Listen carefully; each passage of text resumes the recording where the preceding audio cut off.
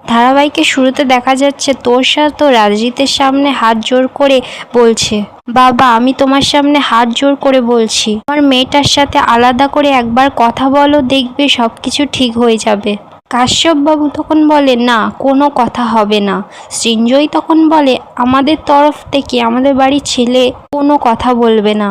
তোষা তো রেগে যায়, রেগে গিয়ে বলে, প্লিজ ওদেরকে একটু সময় দিন কথা বলার জন্য। পিউ তো তখন হাত জোর করে বলে, ওদেরকে একটু আলাদা কথা বলতে দিন। সৃঞ্জয় তো সকলকে বলে, ঠিক আছে একটু সময় দিচ্ছি, তোমরা আলাদা করে কথা বলে নাও। বলেই তো সবাই ওখান থেকে চলে যায়। সবাই চলে যেতে এবার তো বিদ্যা আর রাজজিৎ মুখোমুখি। অন্যদিকে পৃথা সৃঞ্জয়কে বলছে, ওদের মধ্যে আন্ডারস্ট্যান্ডিংটা মিটে গেলেই ভালো হয়। সৃঞ্জয় তখন বলে, না না হবে না ওদের মধ্যে আন্ডারস্ট্যান্ডিং। পৃথা তখন বলে, কেন? সঞ্জয় তখন বলে, দেখতে থাকো না। বিদ্যা এদিকে রাজজিৎকে বলছে, আমাকে কিছু বলবেন?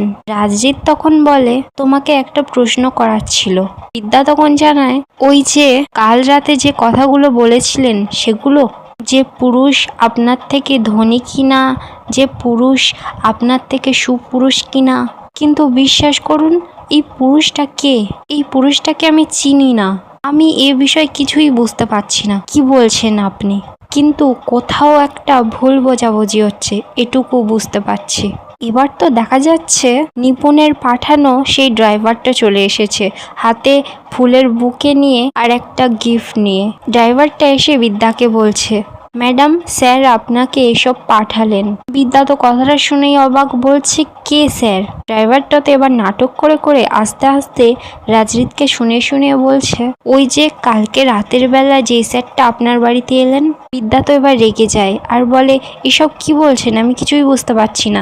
ড্রাইভারটা তখন বলে, ওই যে স্যার বললেন আপনার কোর্টে আজকে কি কাজবাজ আছে, তারপর নাকি বিয়ের ডেটটা ঠিক করবেন। বিদ্যা তো এবার কথাটা শুনেই রেগে যায়, বলে, কি বলছেন আপনি? রাজজিৎ তো এবার কথাটা শুনেই ওখান থেকে যখনই চলে যেতে যাবে, বিদ্যা তখন রাজজিৎকে আটকায় আর বলে, রাজজিৎ তুমি এখান থেকে কোথাও যাবে না।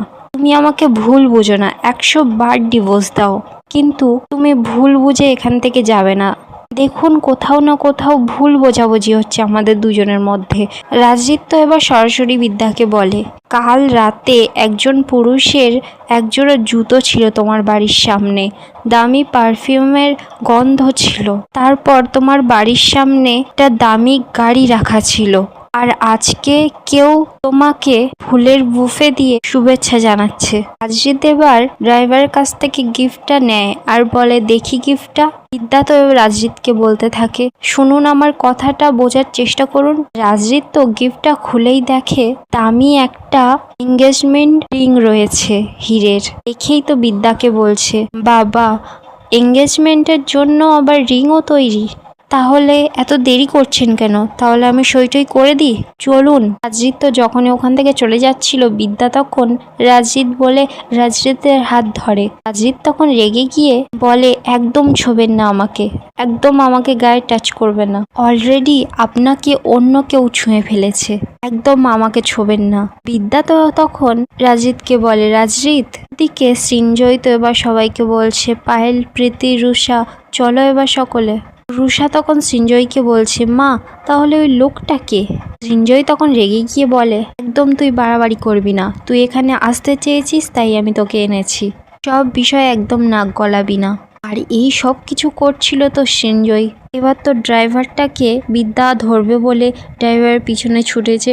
ড্রাইভারটা তো এবার গাড়িটা নিয়ে কেটে পড়েছে ওখান থেকে। বিদ্যা তো এবার গাড়ির নাম্বারটা মুখস্থ করে নেয় আর দাঁড়িয়ে দাঁড়িয়ে একা একা বলছে, আমার বাড়ির বাইরে কাল রাতে নাকি এক জোড়া জুতো ছিল, আর এক মিনিট এই গাড়িটাকেই তো আমি কাল রাতে আমার বাড়ির বাইরে দেখেছিলাম।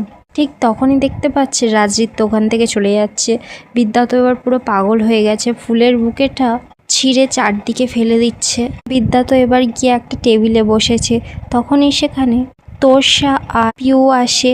তোষা জিজ্ঞাসা করে, কি রে, কি কথা হলো তোদের দুজনের? বিদ্যা তখন বলে, সব কথা শেষ হয়ে গেল মা, কথার পিঠে কথার পাহাড় বানিয়েছিলাম, সব কিছু শেষ হয়ে গেল। পিউ তো তখন জিজ্ঞাসা করে, কি শেষ হয়ে গেল?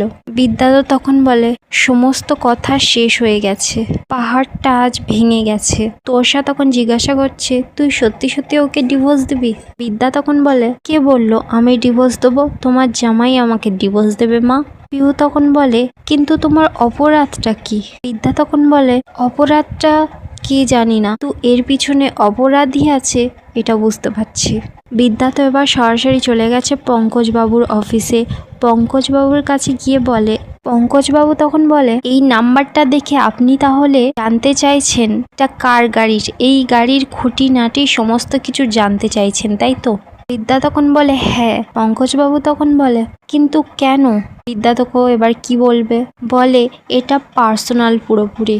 পঙ্কজবাবু তখন বলে, দেখুন বিদ্যা দেবী, যখন আপনারা পুলিশের কাছে আসেন না, তখন কিছু আর পার্সোনাল থাকে না, তখন লিগালি হয়ে যায়। আপনাকে প্রথম জানাতে হবে, তারপরে একটা ডায়েরি করতে হবে, তারপরে কপিটা আমাকে দিতে হবে, তারপরেই আমরা লিগালি স্টেপ নিতে পারবো। বিদ্যা তখন বলে, ও তাহলে সম্ভব নয়? পঙ্কজবাবু তখন জানায়, না সম্ভব নয়। বিদ্যা তখন পঙ্কজবাবুকে বলে, ও সরি পঙ্কজবাবু, আপনার সময় নষ্টটা করলাম। বলেই তো বিদ্যা কাগজটা নিয়ে যখনই ওখান থেকে চলে যাচ্ছিল, পঙ্কজবাবু তখন বলে, আরে দাঁড়ান দাঁড়ান, কি হয়েছেটা কি সেটা তো বলবেন। বিদ্যা তখন বলে, সেটা তো আরও পার্সোনালি। পঙ্কজবাবু তখন বলে, আরে বসুন বসুন আপনি, ঠিক আছে। বিদ্যা তো অবাক। পঙ্কজবাবু তখন বলে, আরে বসুন বসুন, তারপর বলছি। বিদ্যা তো এবার চেয়ারে বসেছে। পঙ্কজবাবু তখন বলে, দেখুন বিদ্যা দেবী, আপনি যে লড়াইটা লড়ছেন সে লড়াইটা খুব কঠিন। বিদ্যা তখন বলে, দেখুন আমি এই কাজের জন্য কোনো ক্রেডিট চাইছি না, এটা আমার কর্তব্য যে ছাত্রদের ভবিষ্যৎটা নির্ধারণ করা, ভবিষ্যৎটা ঠিক রাখা। পঙ্কজবাবু তখন বলে, তাই জন্য আমি তো আপনাকে এত শ্রদ্ধা করি। যাই হোক, গাড়িটা কি কালারের ছিল বলুন? বিদ্যা তখন জানায়, গাড়িটা হোয়াইট কালারের ছিল। এবার পঙ্কজবাবু তো বিদ্যা থেকে গাড়ির সব ডিটেলস নিয়ে নেয়। বিদ্যা তো সব ডিটেলস দিয়ে দেয়। পঙ্কজবাবু তখন বলে, ঠিক আছে, গাড়ির মালিককে আমরা খুঁজে ঠিক বের করছি, কিন্তু কোনোভাবে কি সম্ভব নয় বলা কেন গাড়ির নাম্বারটা খুঁজছেন? এটা ভাববেন না যে এটা আমার কৌতূহল, এই প্রথমবার আপনি কোনো পার্সোনালি আমার কাছে ফেভার চাইছেন।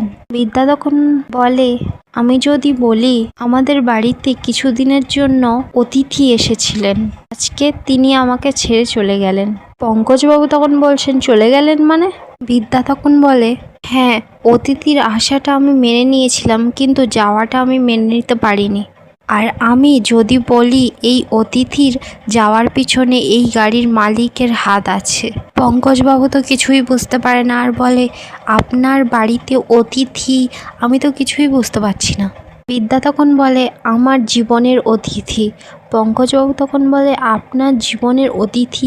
আপনার এই হেয়ালি কথাবার্তাগুলো না আমি কিছুই বুঝতে পারছি না। বিদ্যা তখন বলে, হেয়ালি নয়, এটা কঠোর সত্য। পঙ্কজবাবু তখন বলে, এই অতিথিটা কে? বিদ্যা তখন জানায়, আমার স্বামী, সেটা হলো রাজজিৎ চ্যাটার্জি। পঙ্কজবাবু তখন বলছে, কি? বিদ্যা তখন বলে, হ্যাঁ, চলে গেলেন উনি আজকে। পঙ্কজবাবু বললেন, চলে গেলেন মানে? কোথা থেকে চলে গেলেন? বিদ্যা তখন বলে, উনি আমার জীবন থেকে চলে গেলেন একেবারের মতো। মিউচুয়ালি সই করে দিলাম, মিউচুয়ালি ডিভোর্স হয়ে গেল। আর এখানেই আজকের পর্বটি শেষ হয়ে যায়। আপনাদের কি মনে হয়, বিদ্যা কি পঙ্কজবাবুর সাহায্যে আসল ক্রিমিনালকে ধরতে পারবে? মানে এর পিছনে কে কে আছে তাদের কি ধরতে পারবে? এর মতামতটা কমেন্টে অবশ্যই জানাবেন।